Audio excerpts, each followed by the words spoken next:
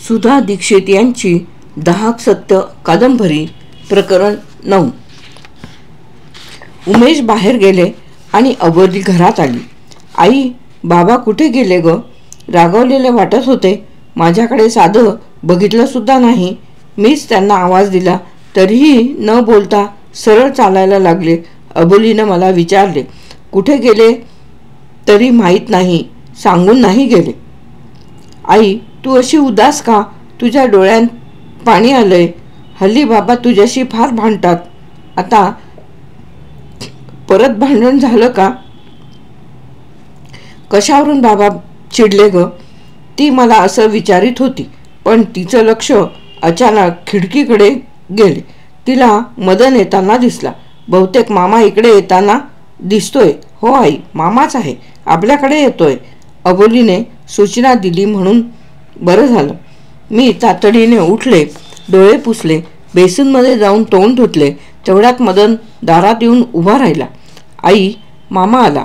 अबोली हॉलमध्ये पुढं होऊन हसत मुखाने मामाचे स्वागत करत म्हणाली, ये बैस, बरेच दिवसांनी आलास.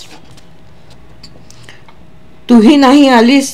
गंमत बघ, आज आमच्या मुख्य ब्रँचला मीटिंग आहे. मीटिंग 10 वाजता आहे. या बाजूला यायचंच होतं म्हणून मग लवकरच निघालो घरातून. म्हटलं तुझ्याकडे थोडा वेळ बसेन, भेटेन, गप्पा करीन, मग जाईन ब्रँचमध्ये. प्रथमेश, प्रथमेश, काय करतोय हा? अरे, तो घरात नाहीये. अगं, काय गंमत झाली, काल रात्रीच मला प्रथमेशच्या वाढदिवसाची आठवण झाली. म्हटलं शुभेच्छा देऊन जाईन. आजकाल मुलं मोठी झालीत ना, त्यामुळे वाढदिवस साजरे करून देत नाहीत हल्ली. तरी पण म्हटलं निदान शुभेच्छा तरी द्यायला हरकत नाही. मामा, पण मी आहे ना समोर उभी. बरं झालं बाबा तू घरी आहेस ती. मामा हसत हसत म्हणाला, आता तुला चहा पाजावा लागेल मला. हो पाजेन. का? आत्ता आणते करून.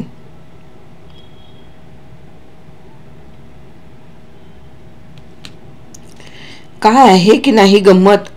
पळवली की नाही स्वयंपाकघरात? तू तिकडे कानाड्या मारुतीच्या गल्लीत आणि मी इकडे झाकेतमध्ये. 2 डोळे शेजारी, भेट न होई संसारी, असं झालंय आपलं. अगं, काल मला पंत दिसले होते रस्त्यात.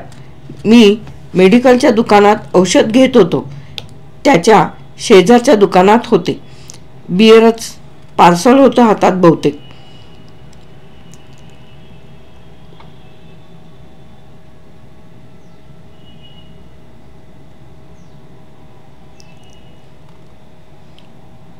पंत हल्ली येऊ लागलेत का? रात्रभर मी अस्वस्थ होतो.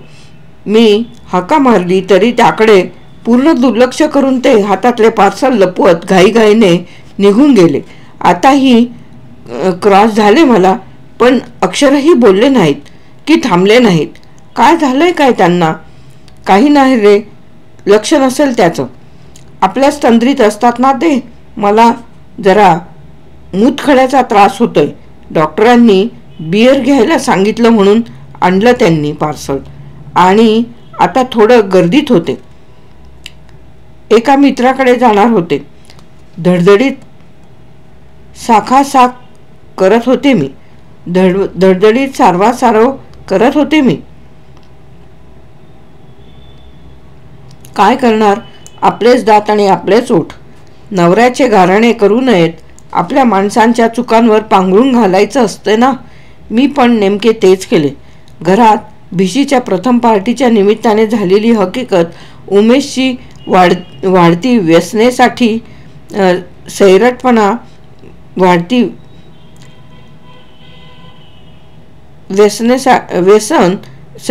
सैरटपणा, मुलींची मैत्री, नाटकाच्या तालमी, दौरे, रात्रीचे उशिरा येणे, माझ्याशी होणारे छोटे मोठे वाद, कशाची मी माहेरी मागमूस लागू दिला नव्हता. काय झाला की नाही चहा? मामाने हॉलमधून आवाज दिला. नाही, मला 10 मिनिटात ऑफिसात पोहोचायला हवे. आण लवकर, आण चहा. अरे मामा, मी आणलाय चहा.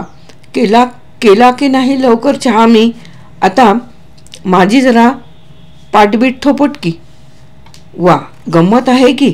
चहा झाला सुद्धा एवढ्यात. काय ग तू यंदा कितवीला?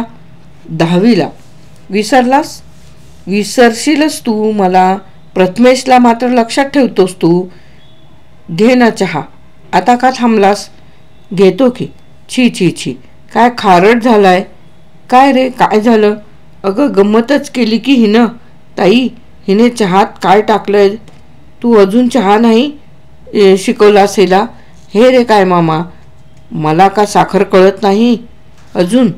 का चहात काय घालतात ते माहीत नाही मला? हे बघ, तू काय गंमत केलीस ते मला माहीत नाही.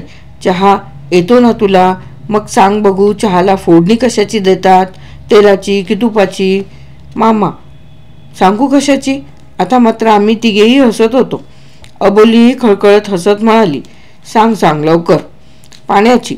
वा, हुशार झालीस हं. मग काय अजून? तू मला माठीच समजतोय होय? मामा.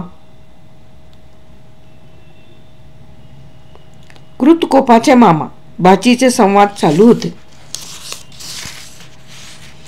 कृतकोपाचे मामा भाचीचे संवाद चालू होते. बरं ताई, प्रथमेशला हे शुभेच्छा कार्ड आणि पाकिट दे. अबोली मध्येच म्हणाली, मामा माझ्या ताब्यात दे. मी देईन प्रथमेशला. घे बरं बाई, तू ठेव. मदनने अबोलीच्या हातात कार्ड आणि पाकिट दिले. तो जायला निघाला. अच्छा, बाय. अबोलीने मामाला चिडवले. त्याचं काय झालं? मदन बोलताना सारख्या गंमत शब्दाचा वापर करतो. अच्छा, बाय गंमत मामा. अबोलीने मामाला चिडवले. त्याचं काय झालंय? मदन बोलताना सारख्या गंगत शब्दाचा वापर करतो. प्रथमेशला तुकड्या म्हणायचा आणि अबोलीला, आणि दोघेही चिडायची. माझ्याशी मामाची तक्रार करायची. मग मीही एक दिवस हसत हसत त्याला म्हटले, मामा चिडवतो ना, मग तुम्हीही मामाला चिडवा. रागवताय काय असे? मग दोघांनी मिळून त्याचा गंमत शब्द पकडला आणि एक दिवस गंमत मामा तयार झाला. मदनच आणि मुलाचं तसं सूत आहे. चिडवा चिडवी मात्र चालते. आई, दादा कुठे गेलाय का? मित्राकडे जाऊन येतो म्हणालाय. येईलच एवढ्यात. मी असं म्हणते तोपर्यंत ढिंगटिंग ढिंगटिंग करत प्रथमेश आला. अबोलीच्या अंगावर झेपावला.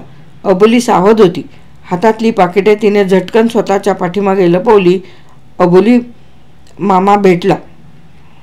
मला फाटका बाहेरच सांगितलं त्यानं. मला तुझ्याजवळ पाकिटं दिलेली.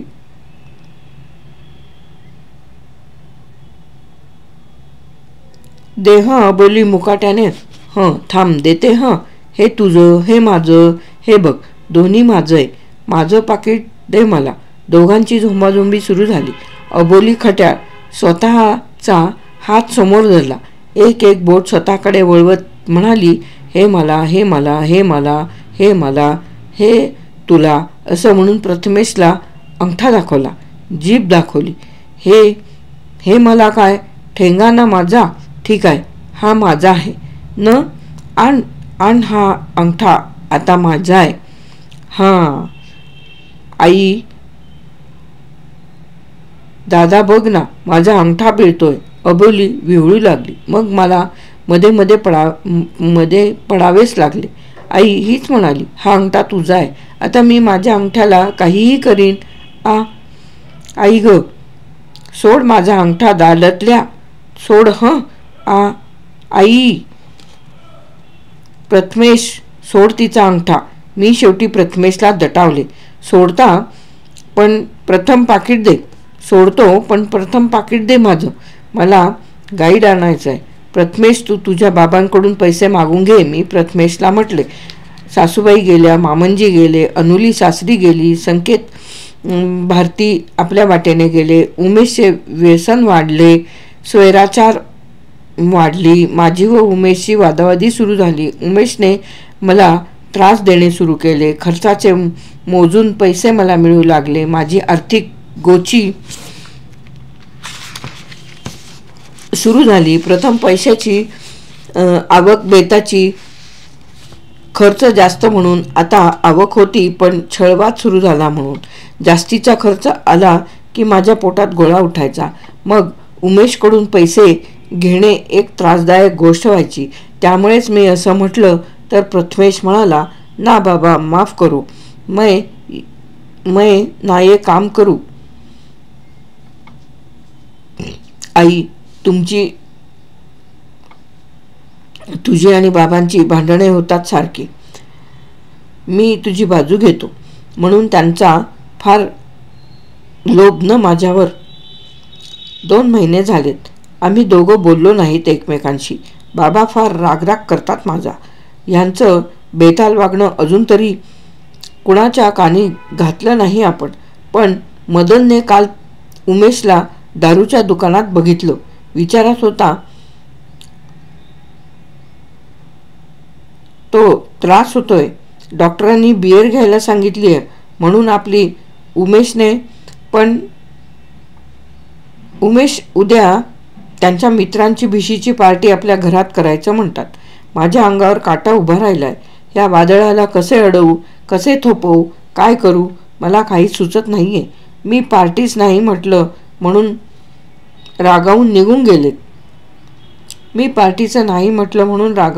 गेलेत. मामा आला म्हणून मी जास्त विचारले नाही. पण आई, अशा पार्ट्या बिर्ट्या नकोत ग आपल्या घरी. आपण साधं बाबांच्या नाटकाला गेलो तर तो मोरणे बाबांचा मित्र सारखा माझ्या मागं पुढं करत होता. कसा तरी कटवला मी त्याला. प्रथमेश, तुला काय वाटतं रे, बाबांच्या मित्रांची पार्टी घरात करायची का? तुम्हाला दोघांना माहीत आहेच, ते पत्ते खेळतात, दारू पितात. आजकाल तर त्यांच्या पिण्याला घरबंद राहिलाच नाही. मांस मच्छी त्यांना हवीच असते. नाही, नको आई, घरात तरी नकोच मांसाहार आणि मद्यपान. मग हळूच ह्या 2 बरोबर तिसराही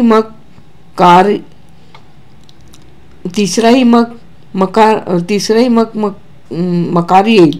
मग मदिराक्षीचा वेळीच आवर घालायला हवा.